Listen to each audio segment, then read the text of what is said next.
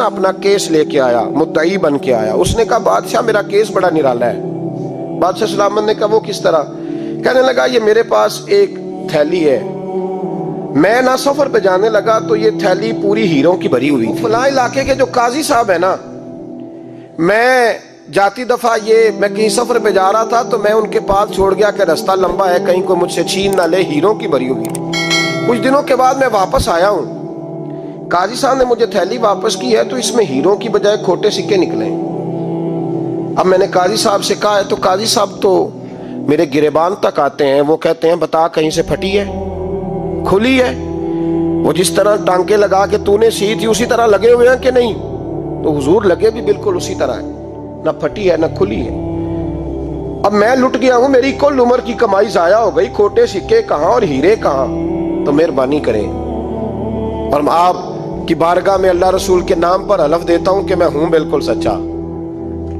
महमूद गजनवी कहने लगे तू जा, थैली छोड़ जा, और जब मैं तुझे बुलाऊंगा फिर दोबारा आना।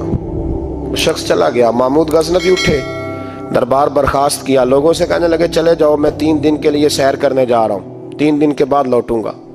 अकेले जब रह गए ना महमूद दरबार में, तो महबूब ने छुरी मंगाई। वो जिस तख्त पे बैठते थे वहां गद्दा बिछा हुआ था, ये गद्दा पड़ा ना, वो गद्दा बिछा हुआ, तो महमूद ने छुरी के साथ उसको फाड़ डाला और छुरी जेब में रखी निकल गए। कहने लगे मेरे बाद कोई मेरे दरबार वाले इहाते में दाखिल ना हो। महमूद चले गए।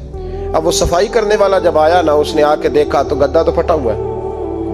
उसने शोर डाल दिया, पहरेदार भी आ गए, फलां साहब भी आ गए, फलां साहब। उसने कहा ओ खुदा के बंदो, उसका गद्दा फट गया है, वो तो मार डालेगा।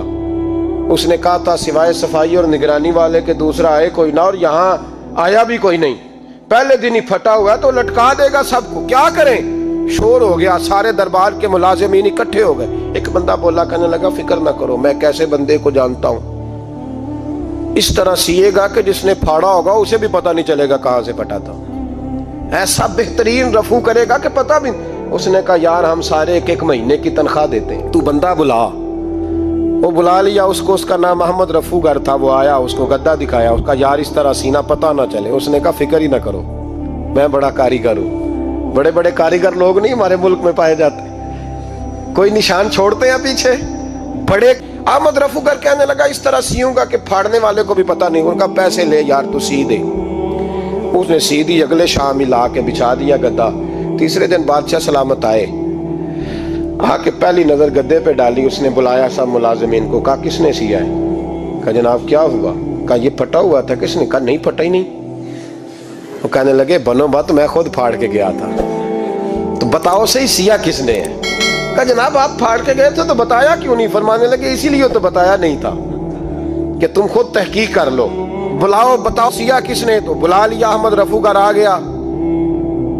उसको जब बुला के सामने बादशाह खड़ा किया, कहा भाई तूने सिया है? कहने लगा हुजूर आपके सारे मुलाजम इकट्ठे होके आए थे, मेरी गलती कोई नहीं। कहा नहीं यार तू बड़ा कारीगर है, मैंने अपने हाथ से फाड़ा था पर मुझे भी नहीं पता चल रहा कहां से फटा था। अच्छा ये बता ये थैली जो है ये भी तूने सी थी? उसने कहा जी आपके खादम का ही कारनामा है, वो फलाने इलाके के काजी साहब आए थे, इसमें से हीरे निकाल के तो खोटे सिक्के भरे थे, तो मुझे भी थोड़ा सा हिस्सा मिला था। महमूद ने सारे गवाह भी इकट्ठे कर लिए, सबूत भी इकट्ठे कर लिए। फिर काजी को बुलाया, पहले सारे सबूत और गवाह केस हल कर लिया। फिर हमारे यहाँ ये हाल होता है कि मुदई 2-3 हफ्ते के बाद खुद ही हाथ बांध जाता है, कहना तुसी मेरी जान छो, मुजरम फड़ो भावे ना पड़ो। वो कहता है मुझे माफी दो, मैं रहा। जुल्म है ना, जुल्म ज्यादती है कि जो बेचारा इतने सवाल मुजरम से नहीं होते जितने मुदई से होते। आप यकीन करें इतने सवालात होते। सारे सबूत इकट्ठे करके काजी साहब को बुलाया, तन्हाई में ले जाके महमूद गजनवी ने कहा काजी साहब आपसे गलती हो गई, गरीब आदमी था वो लुट गया है, उसने तो बड़ी मुश्किल से कुछ हीरे जमा किए थे और उसकी कुल कायनात थी, तो आप उसका माल उसे दे दे, बात खत्म। काजी साहब कहने लगे आप मुझ पे इल्जाम लगा रहे हैं, सवाल ही नहीं पैदा होता। आप मेरी दाढ़ी देखें, आप मेरा एजाज देखें, दुनिया जानती है मैं इस तक। काजी साहब इंसान भूल ही जाता है, बंदा भूल जाता है, गलती होगी माल ने। कहा नहीं सब, कहा मैं तन्हाई में पूछ रहा हूं, मैं उस वक्त पूछ रहा हूं जब दूसरा मौजूद कोई नहीं। आज तौबा कर ले, मैं कुछ नहीं कहूंगा, तू मेरी जुबान पे एतबार कर, तुझे पता है मैं जो कहता हूं उस पे अमल भी करता हूं, बाज आ जा। पर काजी ने कहा नहीं मेरी गलती कोई नहीं। महमूद ने फिर बड़े दरबार में बुला लिया, मजमा-ए-आम में मोहलत के दिनों में जो तौबा कर ले वो बच जाते हैं, लेकिन लोग रुस्वाइयों के दिनों में फिर वापस लौटते हैं अगला घर देख के, फिर हालात और तरह के हो चुके होते हैं। जब भरे दरबार में काजी को बुलाया, भाई तू मानता है कि नहीं? उसने कहा नहीं। तो कहा बुलाओ अहमद रफूगर को। जब अहमद रफूगर आया तो बूढ़े काजी की टांगे कांपने लगी, जुमले टूटने लगे, लफ्ज जमीन पर गिरने लगे, बात सही नहीं होती, जुबान लड़खड़ाने लगी। महमूद कहने लगे, काजी मैंने तुझे कहा था वहां मान जा बात, अब भरे दरबार में बोल। तो जब काजी साहब की गर्दन खुद ब खुद झुक गई तो दुनिया समझ गई। कहा निकल जा मेरे दरबार से। महमूद बोले निकल जा, इतनी तुझे इज्जत दी, इतनी बड़ी तनख्वाह दी, काजी बनाया, और ये छोटी सी रकम के लिए, थोड़ी सी रकम के लिए तू बददियानत हो गया, चल चला जा, निकल।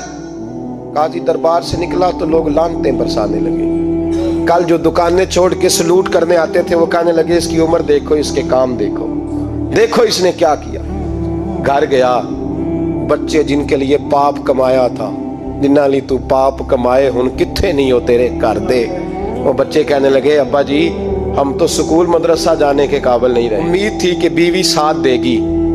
वो कहने लगी मैं मेके कैसे जाऊंगी, गली की औरतें तरह तरह की बातें बनाती हैं। और भाई कामयाबियों के बड़े सरबराह होते हैं, तो कामयाब हो जाए तो सारे कहते हैं मेरी सपोर्ट से हुआ है। नाकामियां हमेशा यतीम होती हैं, नाकामियों का कोई सरबराह नहीं होता। जब तक तो काजी था तो बड़े बात थी, हर बंदा कहता था रिश्तेदार है, और रुसवाई हो गई तो वो तेरी आंख हो या संगे मलामत की चुभन, कौन पहुंचा है मेरे दर्द की गहराई तक।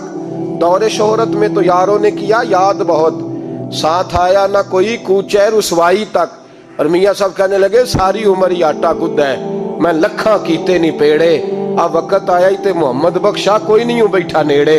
हालात ही बदल गए। काजी खामोशी से अंदर चला गया, अपनी रुसवाई समेट के बिस्तर पे लेटा। ना रोटी की भूख लगी, ना पानी की प्यास लगी, ना नींद आई, सारी रात तड़पता रहा।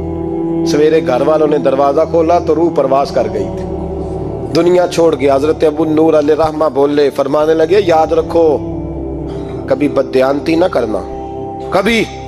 ये तो महमूद गजनवी की अदालत थी, कयामत में रब करीम की अदालत लगेगी। और फरमाया वहां तो गवाही देने वाला अहमद रफूगर था, कयामत में तो तुम्हारे अपने हाथ पैर गवाहियां देंगे, हमारा अपना वजूद गवाही देगा। और फरमाया यहाँ तो लानते दुनियादार बरसाते थे, वहां फरिश्ते होंगे। और काजी को तो मौत आ गई थी, कयामत में तो दोबारा मौत भी कोई नहीं आएगी, वहां तो रहना है और सहना।